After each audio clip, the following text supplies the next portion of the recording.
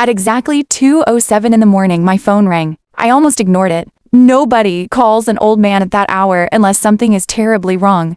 But the second I answered, I heard the trembling voice of my 14-year-old granddaughter. Lily, Grandpa! She was crying so hard she could barely breathe. I'm at the police station. I sat straight up. Then she whispered words that made my blood run cold.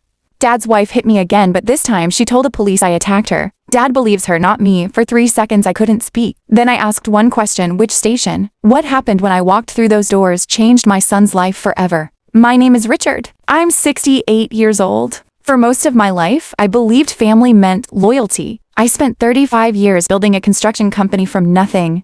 Long nights, broken backs, endless sacrifice. Everything I built, I planned to leave for my only son, Daniel. Daniel had always been a good kid.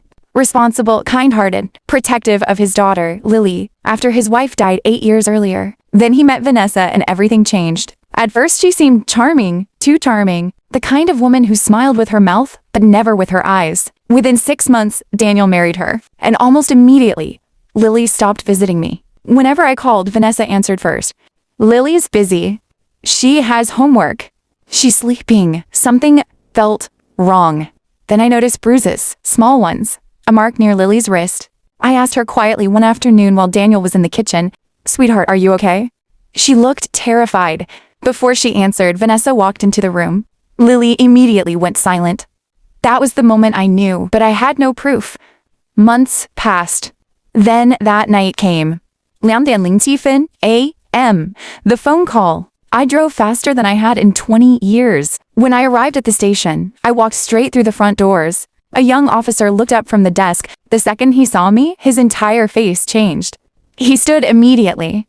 "Sir," then his expression turned pale. I didn't know who she was calling. I stared at him. "What does that mean?" The officer swallowed hard. "Well, your granddaughter said her grandfather was Richard Harrison." I nodded. His eyes widened. Everyone in this town knew me. I had funded half the city's youth centers, donated millions to local police charities. I wasn't some random old man. The officer quickly led me to the holding room, and there she was, my granddaughter, curled into a metal chair, eyes swollen from crying, lip bleeding. I nearly lost control. I knelt beside her. "Who did this?" She whispered one word: "Vanessa." I stood up slowly. That was when another officer entered holding a report. According to Vanessa, Lily had become violent during an argument. She claimed Lily attacked her with a lamp. She claimed she acted in self-defense. I turned to Lily. "Tell me everything." Her voice shook. Vanessa had been drinking. She accused Lily of stealing jewelry. When Lily denied it, Vanessa slapped her, then punched her. When Lily tried escaping, Vanessa smashed a vase against the wall and called police. And then she told them Lily attacked her. Worst part? Daniel believed every word. My own son had watched police take away his daughter and said nothing. I felt something break inside me. Then I made one phone call. 20 minutes later, attorney Michael Graves arrived. Best defense lawyer in the state. The officers immediately changed their tone. Michael requested security footage from Daniel's house. Vanessa forgot one thing. I installed security cameras in that house 3 years earlier as a gift. Cloud backup, remote storage. We pulled the footage, and there it was. Everything. Vanessa hitting Lily, Vanessa staging the broken vase, Vanessa rehearsing fake injuries in the mirror. The entire station fell silent. Then the officer who arrested Lily looked physically sick. Minutes later, Vanessa herself was brought into custody. But I wasn't finished. I called Daniel. "Come to the station." He arrived confused. Then we showed him everything.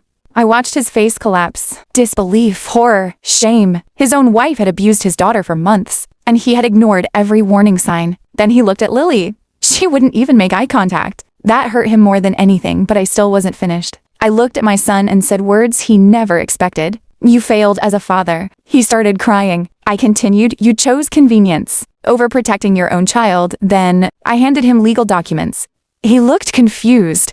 I had changed my entire will, my company, my assets, everything. Daniel was removed completely. Every single thing now belonged to Lily. His face turned white. "Dad, please!" I stared directly into his eyes. "The moment you stopped protecting your daughter, you stopped being my son." Silence. Absolute silence. That night, I brought Lily home with me.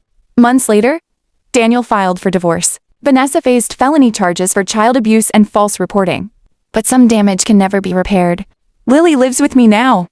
She smiles again. She laughs again, and every night before sleeping she hugs me. One night, she whispered something I'll never forget. "Grandpa, thank you for believing me when nobody else did. I realized something important that day. Family isn't blood. Family is who protects you when the world turns against you. And sometimes, the people closest to you are the ones you must walk away from forever." A child never forgets who stood beside them in their darkest moment. My son lost everything that night. Not because of money, not because of divorce, but because the one person who needed him most, his own daughter, stopped believing he would ever protect her again. And some mistakes can never be undone.